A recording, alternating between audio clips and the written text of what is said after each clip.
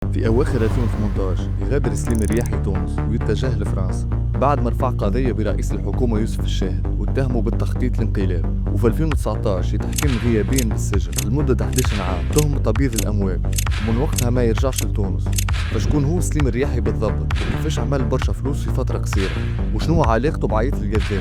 وهل استغل النادي الافريقي وجمهوره باش يوصل للسلطه؟ وشنو اهم القضايا المرفوعه ضده؟ في الفيديو هذا باش نمشوا خطوه بخطوه في مسيره رجل تحول من اسم غير معروف الى واحده من اكثر شخصيات اثاره للجدل في تونس. وكالعاده باش نفهموا الحكايه لازم نرجعوا من الاول.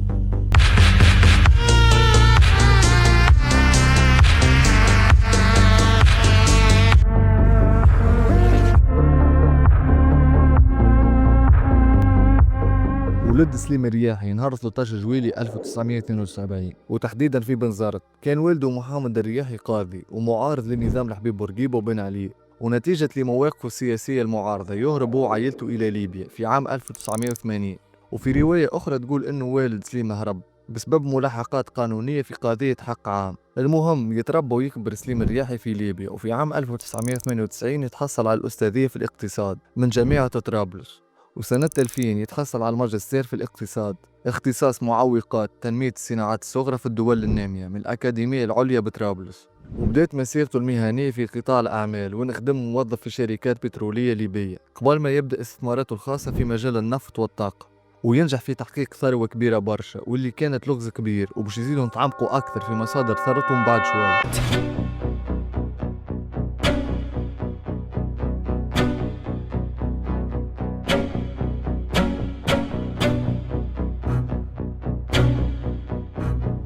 بان عليه هرب، بان عليه هرب، بان عليه هرب، بان عليه هرب.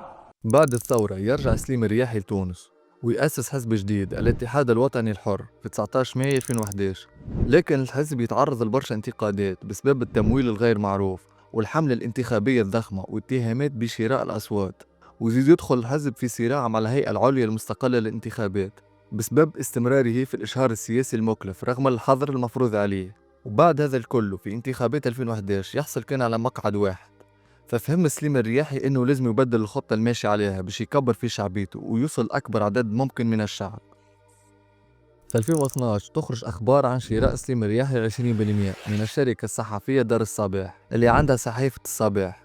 وقوس صغير باش نحلوها، في 1 اكتوبر 1969 تتأسس دار الصباح، الشركة التونسية للصحافة والطباعة والنشر على يد الحبيب شيخ روحو. لكن في 2009 باش يستحوذ صخر الماطري سهر الرئيس السابق بن علي على 70% من الشركة، وبعد الثورة صدرت الدولة النسبة هذه. نرجع تو لموضوعنا. بالنسبة لحقيقة الخبر وشراء 20% من الشركة فما ثمش منه الحقيقة، فقط يمكن نية الشراء، والشيء هذا صرح به وزير أملاك الدولة والشؤون العقارية حاتم العشي. أما الإخبار الصحيح شراء قناة التونسية في 2013 بعد ما كانت القناة تابعة لسامي الفهري، وحكينا بالتفصيل على الحادثة هذه في الفيديو هذا. لكن ورغم شراء سليم الرياحي لقناة تلفزيونية حتى يكبر من قاعدته الجماهيرية، يبقى الحدث اللي غير حياته للأبد دخوله عالم الرياضة كرئيس للنادي الإفريقي.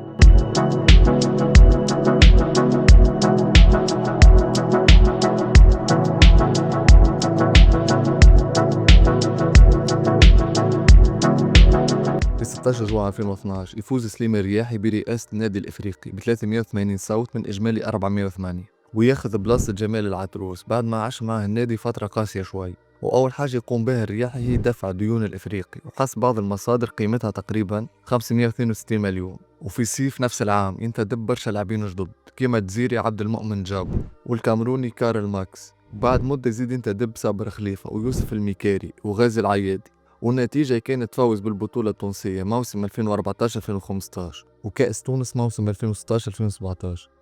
والألقاب ما كانتش في كرة القدم فقط، ففي 2015 ينجح النادي في الفوز بكأس السوبر الأفريقي لكرة اليد وبرشا ألقاب أخرى، الشيء اللي دفع الرياحي باش يقوم بتصريحات جريئة شوي.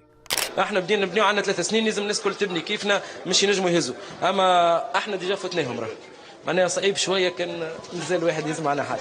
وكان زاد طامح باش يبني ملعب خاص للنادي. ما تتخمم باش تعمل الملعب اصلا؟ انا اليوم مش نتقدم للدوله كونه يعطيونا شي واحد من الاستاد يا المنزه يا رادس حتى الاستثمار باتفاق، كان ما عطاوناش باش يلزمنا نعملوا استاد تاعنا، ما عندناش حل. بيان سور لازم منه باش تبني فريق تقعد نتائجه ثابته وستابل على مدى ال10 سنين الجايه بحول الله. وينجح في إمضاء عقد مع شركة الاتصالات أوريدو، ويطلقوا في 2015 سيا موبيل اللي حسب كلامه كانت تدخل في 3 مليارات كل عام للجمعية. سيا موبيل قداش المرابح نتاعها؟ 2 مليارات و800 ل 3 مليون دينار في العام تدخلهم. هذه قوة عملتها أنا، هذا قوة النيغوسياسيون مع أوريدو على سيا موبيل. معناتها تقول أنت باش نلخص اللي هي توا ربع. لكن ما ننسوش الهدف الأول لسليم الرياحي هو السلطة. في الانتخابات التشريعية عام 2014 يحقق قفزة كبيرة برشا ويفوز ب 16 مقعد، يعني في المرتبة الثالثة بعد حزب نداء تونس والنهضة، وزيد يترشح للانتخابات الرئاسية في نفس العام، لكن ما ينجحش باش يوصل إلى الدورة الثانية، فيقرر مساندة الباجي قائد السبسي اللي ينجح بالفعل في الانتخابات الرئاسية. لكن رغم الخسارة سليم ولا لاعب مهم في المشهد السياسي بعدنا كان ما يعرفه حد، والفاضل الكبير يرجع بالأساس إلى النادي الإفريقي، أما ما كانش يعرف اللي باش يدخل في دوامة كبيرة من المشاكل والقضايا سواء في الرياضة أو في السياسة. في أواخر فترة رئاسته للكلوب بدأت تظهر المشاكل الإدارية والمالية وزيد عليهم العقوبات. فعلى سبيل المثال في 2015 أصدرت لجنة الفيفا غرامة مالية بمبلغ 140 ألف دولار على النادي لصالح اللاعب خالد المويشة لعدم دفع مستحقاته المالية. وفي 2016 حكم جديد من الفيفا يلزم النادي بدفع 360 ألف دولار لصالح المهاجم الكونغولي مات موسيلو نتيجة فسخ العقد من طرف واحد، والعقوبات وصلت حتى المنع من الانتدابات ل3 فترات متتالية.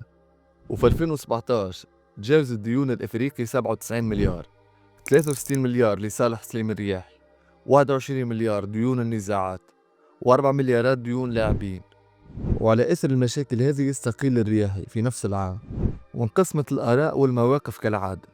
ثم شكون يشوف انه سليم الرياحي سرق النادي وغرقه في الديون، حتى إدارة النادي رفعت بقضية ومن بينها قضية الخيانة الموصوفة، وان تحكم المحكمة ب5 سنوات سجن وغرامة مالية قيمتها 774 مليون ضد سليم الرياحي. وثم شكون يشوف انه سليم استثمر برشا في النادي وحقق معاه برشا انجازات كيما البطولة ولا الصفقة مع أوريدو. وفي حوار مع سامي الفهري أكد انه صرف أكثر برشا من اللي حكمت به المحكمة. صار فيها 83 في المليار، تقول لي هزيت توا كلام هذايا. قداش صرف؟ 83 مليون دينار، 83 مليار. وفي نفس العام أعلنت النيابة العامة أن قاضي التحقيق بالقطب القضائي اتخذ قرارات بتجميد أرصدة وممتلكات الرياحي من أجل شبهة تبييض وغسيل أموال. وآخر محاولة بائسة قام بها الرياحي باش يرجع للمشهد السياسي 2018، وان أعلن حزبه الاتحاد الوطني الحر اندماجه في حزب حركة نداء تونس، وكان منصبه الأمين العام للحركة. وبسبب التوتر بين يوسف الشاهد والحزب وبالتحديد حافظ قائد السبسي يخرج سليم الرياحي في الإعلام ويتهم يوسف الشاهد بتهم كثيرة برشا. قدمت قضية بالأمس يوم 22 نوفمبر لدى القضاء العسكري بالسيد يوسف الشاهد رئيس الحكومة ومجموعة من أعوانه، وهناك عدة أطراف معناها لن أذكرها اليوم الكل، لتخطيط الانقلاب واللي هي عملية سرية المفعول إلى حد الآن. لكن التحالف هذا ما يدومش برشا ويستقيل في فيفري 2019 ويهرب إلى بريطانيا ثم الإمارات. وبرشا يرشحوا أنه الاندماج كان صفقة لتبادل النفوذ السياسي، وتشير التقارير إلى أن الرياحي تحصل على رفع حظر السفر في جويلية 2018، الشيء اللي يفسر مغادرته لتونس في نفس العام، والوقت ذاك كان موجود في فرنسا.